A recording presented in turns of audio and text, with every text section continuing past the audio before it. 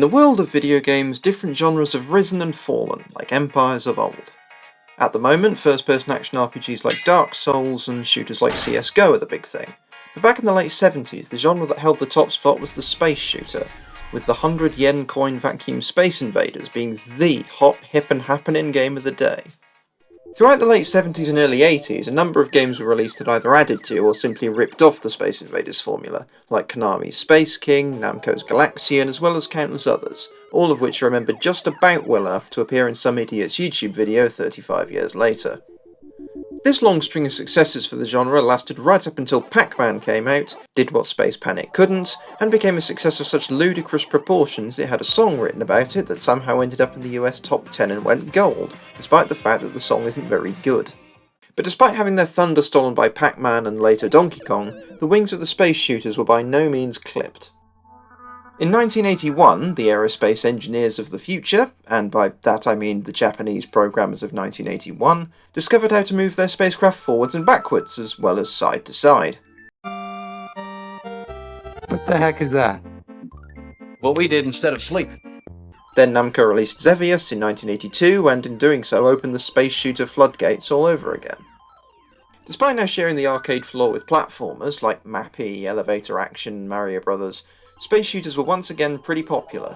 They were popular enough that the mighty Donkey Kong decided to have a crack at the genre, with greenhouses and Stanley. But that's not when today's game comes from. Solar Striker was developed by Nintendo R&D1 and the mysterious Minakuchi Engineering, and released for the Game Boy in 1990. The most popular genres at that point were platformers like Super Mario Bros. 3, beat-em-ups like Final Fight, and overly complicated RPGs like Ultima 6. But what connects those genres is that they aren't handled that well on the underpowered beige brick that was the Game Boy. There was the odd platformer, but when even Super Mario Land, a first-party launch title in Nintendo's flagship franchise, isn't a fantastic game, that doesn't bode well for things like Cat Trap, whose name just makes me think of this milkshake advert. And as for beat-em-ups, your only real options in 1990 were either a Kung Fu sequel that's not as good as its 5-year-old NES predecessor, or giving in to sheer dreariness, or possibly turtle power, and firing up TMNT Fall of the Foot Clan. So, relatively antiquated genres and ports of old stock, or in other words the closest thing to retro gaming that they had in 1991, found a new home on the Game Boy. This introduced a new generation to games like Heian-kyo Alien, Lunar Lander, and the early days of vertical shooters thanks to Solar Striker. Solar Striker opens on a press start to play style menu screen that was still fairly typical in the early 90s. There aren't any other options to select, but there is a high score display for those among us that play arcade-style games to show off. The only other things of note here are the logo, which is giving off very similar vibes to the ones I get from the Bosconian logo, there's that connection to early 80s arcade games again, and the music. It's an appropriate bit of music for a game about space, sounding a little bit like the kind of alarms that sound during Jerry Anderson-style launch sequences, like the one that plays when the R-Wings launch at the opening of Starwing, for example.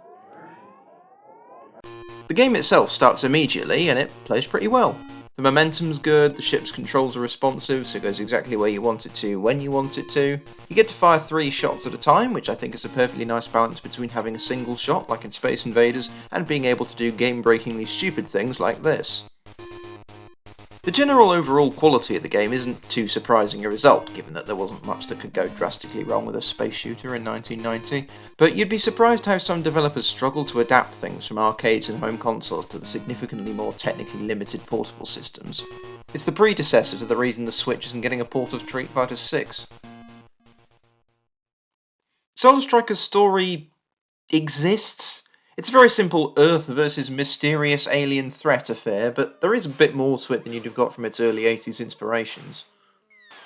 Basically, the year is 2159, and humanity has been prepared for a century to fight an alien armada that's on its way from the Great Dark Star Turin.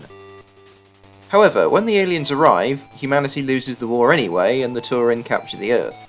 So in humanity's last bastion, a secret base on the moon, an ultra-high-performance fighter was created to take the fight back to the Great Dark Star Turin and save the Earth. Although there's nothing super unique about the game's story, it is nice to know where the aliens are from and what they're called, and it's interesting that the name Solar Striker actually has some meaning behind it. The developers didn't just slap 2 random sci-fi action words together, we actually get to destroy a star. It may sound like I'm faintly praising low-hanging fruit here, but some of these things were given names that were frankly totally indecipherable.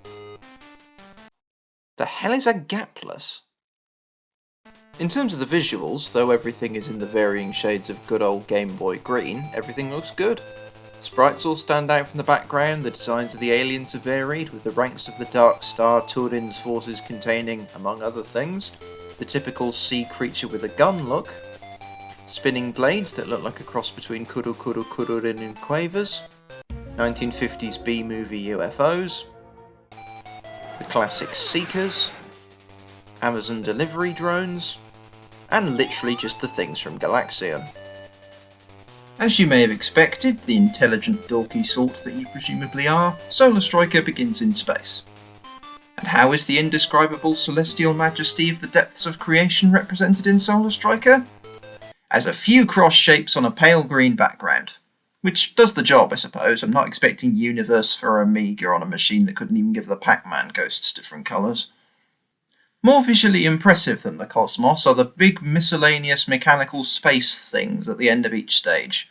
This one at the end of stage 1 was a lot more bullet hell than I expected. You will be killed by this thing when you first face it, but if you move to the right positions instead of right to the edge, you should avoid every bullet. The next stage, Turin itself, and the rest of the game have identical gameplay to stage 1.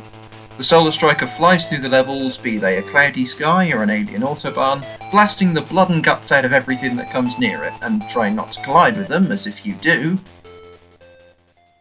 This is a sad game over screen, and I'm honestly surprised it isn't talked about more often in clickbaity top 10 unexpected emotional moments in video games lists. It's not just a sudden game over where your ship disappears, it's designed to be anticlimactic to make you throw another 20p into the arcade machine. It's quite a melancholy way to end the game. The music sounds like a chiptune remix of the kind of thing that would play during the death scene for a side character or a love interest in an action film from the 80s, and the sprite of the crashing Solar Striker is positioned in a way that makes it look like it's being filmed by a news team, who gaze open-mouthed as humanity's last hope falls uncontrollably to the bottom of the ocean before the eyes of the whole world. This didn't need to be as hard-hitting as it is, and I honestly find it quite creative and oddly refreshing. How often do you get to be emotional at a Game Boy game? Yes, alright, I said creative and refreshing, not unique. So if impressive technical ability and fun gameplay are what Solar Striker is composed of, what's the catch? Why isn't it talked about as a hidden gem of the Game Boy library? Why do people talk about Avenging Spirit and not this? There's one thing in particular that stops Solar Striker from being an all-time classic. Even though it has catchy music, pretty graphics, responsive controls, hell, even though the game is good fun to play, its difficulty just holds it back from being a game fondly remembered as anything more than a cult favourite. I've played Solar Striker a ton of times now, to learn the controls, learn the patterns, and simply get used to holding a console that my hands were not designed for. Yet, despite this, I'm still nowhere near close to beating the game. An arcade-style game like this is meant to be a bit of pick-up-and-play style fun, and the Game Boy was the perfect platform for those. Look at Boxel, look at Tetris, look at everyone's favourite Game Boy game. If it wasn't so damn difficult, Solar Striker probably could have been more of a hit than it was. For a game that was worked on by console creator Gunpei Yokoi, who would have known the hardware better than anyone, there's nothing that particular about Solar Striker that makes it stand out. And although you can definitely have some fun with it as a time waster, I certainly have, just like with Dark Souls, the way to extract the most enjoyment from Solar Striker is to get good. So, I recommend the Turbo Missiles.